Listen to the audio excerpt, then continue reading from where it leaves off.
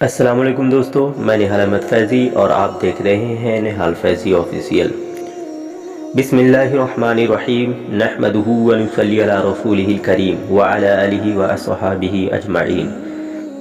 میرے عزیز دوستوں، شب قدر مبارک ہو ان بھائیوں کو جو ہماری محفل میں موجود ہیں، اور ان بہنوں کو جو گھروں میں مصروف عبادت ہیں۔ آج کی یہ شب بلا شبہ رحمت کے نازل ہونے اور دعاؤں کے قبول ہونے کی رات ہے۔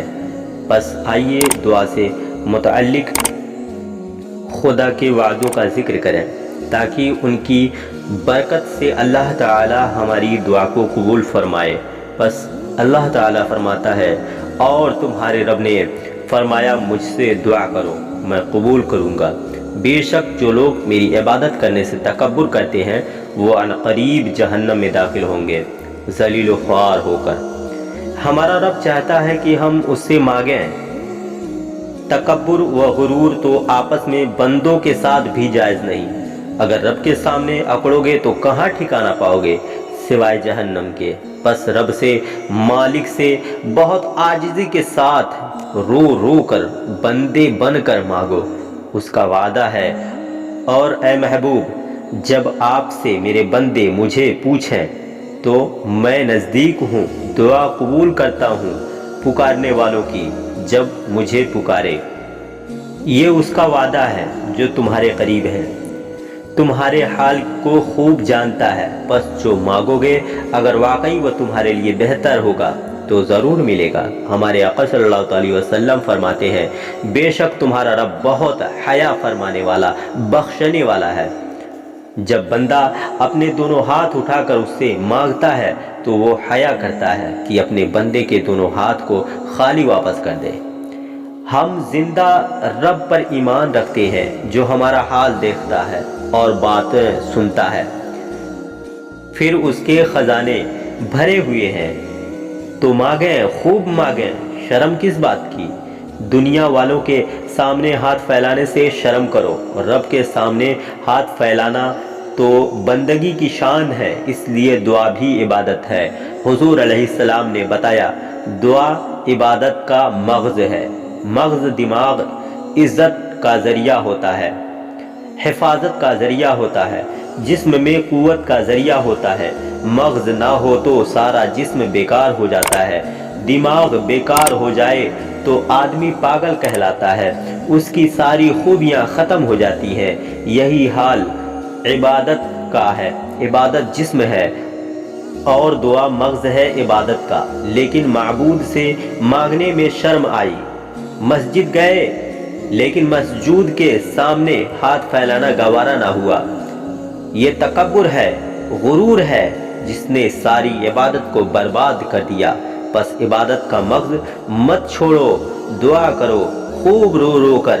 حضرت ابو ہریرہ رضی اللہ تعالی عنہ بتاتے ہیں کہ حضور علیہ السلام نے فرمایا، اللہ کے یہاں دعا سے بڑھ کر کوئی چیز قدر والی نہیں، اور دعا کرنے والا، خوب مانگنے والا ہی خدا کو پسند ہے۔ اے محبوب، آپ فرما دیجئے، تمہاری کوئی قدر نہیں میرے رب کے یہاں اگر تم اس کو نہ پکارا کرو۔ دنیا والے تو مانگنے والے کو خوار جانتے ہیں، ان سے تنگ آتے ہیں، اس لیے کہ دنیا والوں کے پاس دینے کو ہی کیا ہے، اور رب کے خزانے تو بے حساب ہیں، اس لیے وہ مانگنے والوں کو پسند فرماتا ہے اور چاہتا ہے کہ اس کے بندے اس سے مانگیں۔ جو بندے اس سے نہ مانگیں رب ان کو پسند نہیں فرماتا، کہ نبی کریم علیہ السلام فرماتے ہیں، جو اللہ سے نہ مانگے تو اللہ اس پر ناراض ہوتا ہے۔ بس رب سے مانگو ورنہ وہ ناراض ہو جائے گا، اور جب مانگو تو پوری توجہ، پورے یقین کے ساتھ مانگو، رسمی دعا نہ مانگو۔ وہ تمہارے مانگنے کی حالت دیکھ رہا ہے۔ میرے آقا صلی اللہ علیہ وسلم کا ارشاد ہے، اللہ سے دعا کرو قبول ہونے کا یقین رکھتے ہوئے، اور جان لو کہ اللہ تعالی غافل و لاپرواہ دل والے کی دعا قبول نہیں فرماتا۔ نبی کریم علیہ السلام مزید ارشاد فرماتے ہیں، جب تم میں سے کوئی دعا کرے تو اس طرح نہ کہے کہ اے اللہ اگر تو چاہے تو مجھے بخش دے، بلکہ پورے عزم کے ساتھ مانگے اور خوب رغبت ظاہر کرے کیونکہ اللہ کے نزدیک کوئی چیز بڑی نہیں جو چاہے عطا فرما دے۔ اے اللہ تو چاہے تو مجھے اولاد دے دے، اللہ تو چاہے تو میرے رزق میں برکت دے دے۔ اس طرح مت مانگو، بلکہ اس طرح کہو اے اللہ میں اولاد چاہتا ہوں، میں رزق میں برکت چاہتا ہوں، تو ہی دینے پر قادر ہے، تیرے سوا میں کس سے مانگوں؟ خدایا تیرے سوا کون دے سکتا ہے؟ تو میرا رب ہے، مالک ہے، بس تجھ سے ہی مانگتا ہوں۔ دعا قبول کرنا تیرا وعدہ ہے، اے اللہ اپنا وعدہ پورا فرما، میری دعا کو قبول فرما، یعنی مانگنے میں عاجزی ہو، رغبت ہو، اصرار ہو، لیکن ادب ہو، احترام ہو، جیسے چھوٹا بڑے سے مانگتا ہے، فقیر امیر سے، بیٹا باپ سے مانگتا ہے، لیکن ایسی چیز ہرگز نہ مانگنا جس کو مانگنے سے پہلے ہی منع کر دیا گیا ہو، یعنی دعا شریعت کے خلاف کسی کام کے لیے نہ ہو، جیسے اے اللہ میرے شراب کے کاروبار میں برکت عطا فرما، اے اللہ آج جوئے میں مجھے کامیاب کر دے۔ یہ دعا نہیں ہے، خدا کے عذاب کو دعوت دینا ہے۔ لہذا مانگنے سے پہلے سوچ لو کہ شریعت کے خلاف تو کوئی چیز نہیں مانگ رہے ہیں۔ نبی کریم علیہ السلام فرماتے ہیں بندے کی دعا قبول ہوتی رہتی ہے جب تک کہ وہ گناہ یا قطع رحمی کی دعا نہ کرے، اور جب تک کہ جلد بازی سے کام نہ لے، یعنی کسی برے کام کی دعا نہ کی جائے، کسی رشتہ دار سے تعلق ختم کرنے کی دعا نہ کی جائے، اور دعا کرتے رہو، جلدی نہ کرو کہ ابھی قبول ہو جائے، بس اللہ ضرور قبول کرتا ہے۔ صحابہ کرام نے نبی کریم علیہ السلام کے اس ارشاد کے متعلق سوال کیا، اے اللہ کے رسول صلی اللہ علیہ وسلم یہ دعا میں جلد بازی کا کیا مطلب ہے؟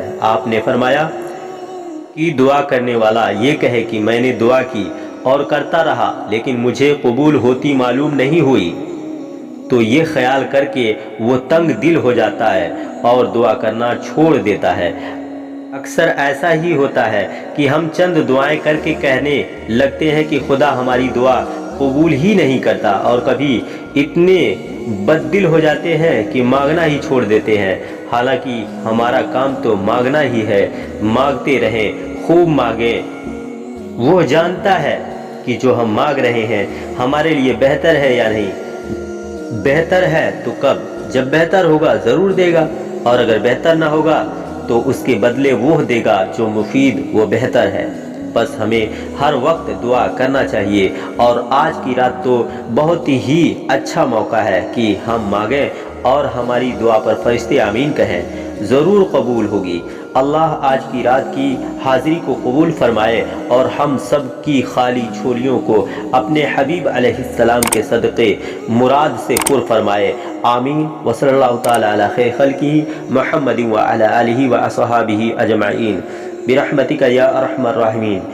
میرے عزیز دوستوں، آج کی ویڈیو یہیں تک، انشاءاللہ کل ملتے ہیں ایک اور نئی ویڈیو کے ساتھ، تب تک کے لیے اپنا خیال رکھیں، خدا حافظ۔